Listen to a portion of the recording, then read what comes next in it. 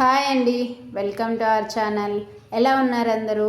మీరంతా బాగుండాలని నేను మనస్ఫూర్తిగా కోరుకుంటాను. ఇక్కడ చూడండి, ఈరోజు మా ఇంట్లో బ్రేక్ఫాస్ట్ సేమియా ఉప్మా అనమాట. సేమియా ఉప్మా పొడి పొడిగా బాగా రావాలి అంటే ఎలా చేసుకోవాలో నేను ఈ వీడియోలో చూపిస్తాను. సింపుల్గా అండి, చాలా త్వరగా అయిపోతుంది అనమాట.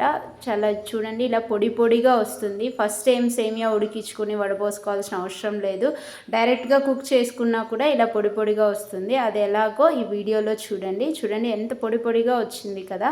సో సింపుల్గా ఇలా చేసుకుంటే హెల్దీ బ్రేక్ఫాస్ట్ అనమాట. చూడండి, నేనైతే గోలం పెట్టేసినాను. కొంచెం ఆయిల్ వేసుకోండి. మీరు ఆయిల్ ఎక్కువ తింటారు అంటే కొంచెం ఎక్కువైనా వేసుకోవచ్చు, బట్ మీడియంగా వేసుకోండి. ఇక్కడ ఈ ఆయిల్ హీట్ అయిన తర్వాత మనము తిరువాత గింజలు వేసుకోవాలి అన్నమాట. సో ఈ తిరువాతలోకి మీ ఇష్టం అండి, మీరు ఏవైనా వెజిటబుల్స్ అయినా కట్ చేసుకొని వేసుకోవచ్చు. నేను ఇక్కడైతే క్యారెట్ కట్ చేసి పెట్టుకున్నాను అనమాట. సో క్యారెట్, ఆనియన్, పచ్చిమిర్చి, కరివేపాకు అన్నీ ఒకేసారి వేస్తున్నాను. సో అవి ఒక్కోసారి వేసుకొని వేయించుకొని అంతా ఎట్లా అయినా ఒకటే అనమాట. ఇలా చేసుకున్నా కూడా చాలా టేస్టీగా ఉంటుంది.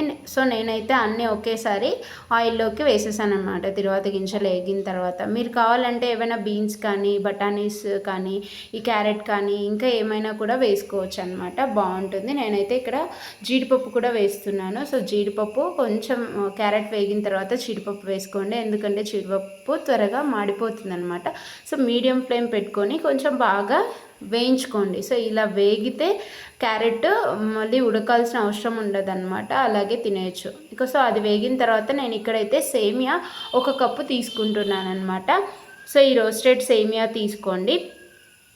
సో ఇవి వేసిన తర్వాత దీన్ని కూడా ఒక 1 to 2 మినిట్స్ అలా కలబెట్టుకోండి. ఇలా కలబెట్టుకున్న తర్వాత మనము 1 కప్, నార్మల్గా 1 కప్పు సేమియాకి కొంతమంది 1 కప్పు వాటర్ వేసుకుంటూ ఉంటారు, 1 లేదా 1.5 కప్పు పొడి పొడిగా వస్తుందని. అలా ఏం లేదండి, నేను ఇక్కడైతే 2 కప్స్ వాటర్ పోస్తాను. చూడండి, చాలా పొడి పొడిగా వస్తుందన్నమాట సేమియా. సో 1 కప్పు సేమియా తీసుకున్న తర్వాత నేనైతే ఏ కప్పుతో అయితే సేమియా తీసుకున్నానో అదే కప్పుతో 1 గ్లాస్ ఆల్రెడీ పోసాను, మళ్ళీ ఇంకో గ్లాస్ కూడా పోస్తున్నాను. చూడండి, కొంతమంది అయితే ఫస్ట్ వాటర్ ఉడికిన తర్వాత కూడా సేమియా వేసుకుంటారు, ఎలా అయినా చేసుకోవచ్చు. కొంతమంది అయితే సేమియా ముందుగానే ఉడికించి పెట్టుకొని దాన్ని మళ్ళీ వడపోసుకొని అలా చేసుకుంటారు. అలా లేకుండా సింపుల్గా ఇదనమాట. కొంచెం సాల్ట్ వేసుకోండి, మీకు దానికి తగినంత సాల్ట్ వేసుకోండి. సో బాగా కలిపెట్టేసేసి మూత పెట్టేస్తే ఉడికిపోతుంది అనమాట. చాలా సింపుల్గా అండ్ చాలా త్వరగా రెడీ అయిపోతుంది ఈ మెథడ్ ఫాలో అయ్యారు అంటే. చూడండి, బాగా ఉడుకుతుంది కదా. సో ఇంకొద్దిసేపు ఒక 5 to 10 మినిట్స్ మీడియం ఫ్లేమ్లో పెట్టే ఉడికించుకోండి, హై ఫ్లేమ్లో పెట్టకుండా. సో ఇది కొద్దిసేపు ఉన్న తర్వాత, అంటే ఆపేసిన వెంటనే తినకుండా ఒక 5 మినిట్స్ ఆగారు అంటే ఖచ్చితంగా ఈ సేమియా పొడిగా వస్తుందన్నమాట.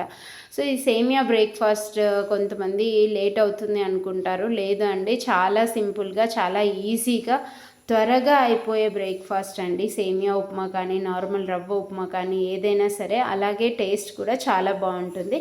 సో సేమియా అయితే రెడీ అయిపోయిందనమాట. చూడండి, పొడిగా వచ్చింది. జీడిపప్పులు, క్యారెట్ అన్నీ వేసాం కదా, చాలా నములుతూ ఉంటే చాలా టేస్టీగా ఉంటుందన్నమాట. ఇలా సేమియా ఉప్మా ట్రై చేయండి, చాలా బాగా వస్తుంది. నేనైతే వేడిగా పెట్టుకున్నాను. చూడండి ఎంత పొడిగా ఉందో మీరే చూస్తున్నారు కదా. సో మనం ఏం పక్కన సేమియా ఉడికించుకోవాల్సిన అవసరం లేదనమాట, పొడిగానే వస్తుంది.